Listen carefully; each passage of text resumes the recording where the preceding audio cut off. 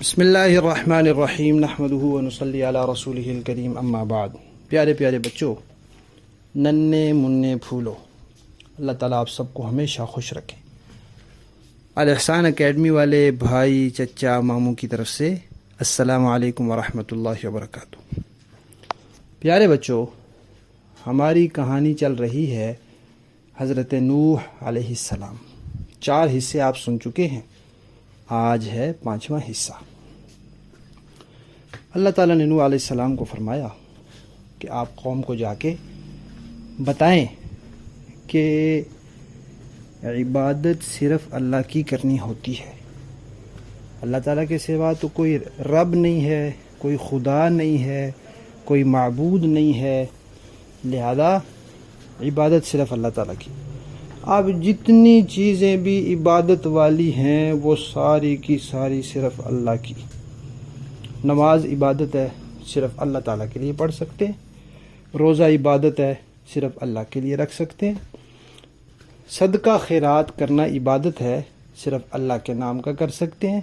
سجدہ عبادت ہے، صرف اللہ تعالیٰ کو کر سکتے ہیں۔ قربانی عبادت ہے، صرف اللہ کے نام کی کر سکتے ہیں۔ تو اللہ تعالیٰ نے ان سے کہا کہ آپ ان کو کہیں جتنی بھی عبادتیں ہیں وہ اللہ تعالیٰ کی کرنی ہے، اور اللہ تعالیٰ کے علاوہ کسی کو خدا نہیں سمجھنا، کسی سے مدد نہیں مانگنی، کسی کو سجدہ نہیں کرنا۔ تو نوح علیہ السلام نے ان سے کہہ دیا، کیا فرمایا؟ یا قوم اعبدوا اللہ ما لکم من الہ غیرہ انی اخاف علیکم عذاب یوم عظیم۔ 3 باتیں کہی ان سے۔ ایک یہ کہ بھائی معبود خالق خدا صرف اللہ تعالیٰ ہے، ان کی عبادت کرنی۔ دوسرا یہ کہ اللہ تعالیٰ کے علاوہ کوئی رب نہیں ہے۔ اور تیسری بات یہ کہی کہ بھائی اگر آپ یہ بات نہیں مانیں گے تو پھر اللہ تعالیٰ آپ کو سزا دیں گے، پکڑیں گے، عذاب آئے گا۔ آگے سے قوم نے پتہ کیا کہا؟ قوم نے کہا واہ واہ، نہ تو آپ کے پاس کوئی پیسے شیسے ہیں، آپ کوئی دولت مند نہیں ہیں، کوئی سیٹھ صاحب نہیں ہے، اور نہ ہی آپ کوئی فرشتے ہیں، آپ تو ہمارے جیسے انسان ہیں۔ تو ہمارے جیسا انسان ہو بھی غریب آدمی، وہ اللہ کا نبی کیسے ہو سکتا ہے؟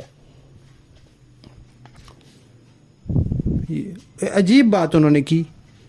تو نوح علیہ السلام نے پھر ان کو سمجھایا کہ بھائی نبی کا مطلب ہوتا ہے کہ اللہ تعالیٰ کی باتیں، اللہ تعالیٰ کا پیغام، اللہ تعالیٰ کے حکم لوگوں کو پہنچانا، لوگوں کو بتانا کہ اللہ تعالیٰ کہہ رہے ہیں یہ کام کرو، اللہ تعالیٰ فرما رہے ہیں یہ کام نہ کرو۔ تو اس میں پیسوں نے کیا کرنا ہے؟ اس کا پیسے کے ساتھ کیا تعلق ہے، کیا واسطہ ہے کہ کوئی بڑا سیٹھ صاحب ہو، کوئی بڑا پیسے والا ہو، دولت مند ہو تو وہ نبی ہو سکتا ہے، دولت مند نہ ہو تو وہ نہیں ہو سکتا؟ اس میں پیسے کا کام ہی کوئی نہیں۔ اللہ تعالیٰ کا پیغام فرشتے نے لانا ہے، نبی کو دینا ہے، نبی نے لوگوں تک پہنچانا ہے۔ تو پیسے کے بیچ میں کہاں سے دخل آیا؟ دوسری بات، جو تم کہتے ہو کہ آپ کوئی فرشتے ہیں، تو دیکھو اللہ تعالیٰ جس کو نبی بناتے ہیں وہ اس لیے بناتے ہیں کہ وہ اللہ تعالیٰ کی باتیں، اللہ تعالیٰ کے پیغامات، اللہ تعالیٰ کے حکم لوگوں تک پہنچائے، اور پھر خود بھی اس طرح کر کے دکھائے۔ اللہ تعالیٰ نے فرمایا یہ چیز کھانی ہے، یہ نہیں کھانی، تو خود بھی اسی طرح کرے۔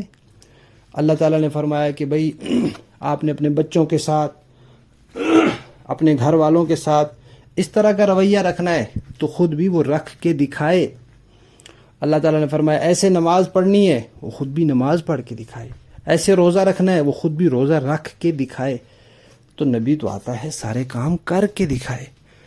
اب اگر فرشتہ آ جائے، اس کو تو وہ تو کھاتا پیتا ہی نہیں، اس کے تو بھی بچے ہوتے ہی نہیں، تو وہ کیسے روزہ رکھے گا اور وہ کیسے لوگوں کے ساتھ رویہ اپنائے گا؟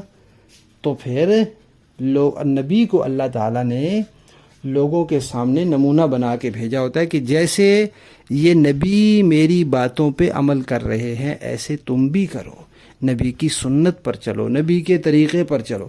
فرشتہ تو وہ سارے کام کر ہی نہیں سکتا، تو پھر لوگ کیسے اس کے طریقے پر چلیں گے؟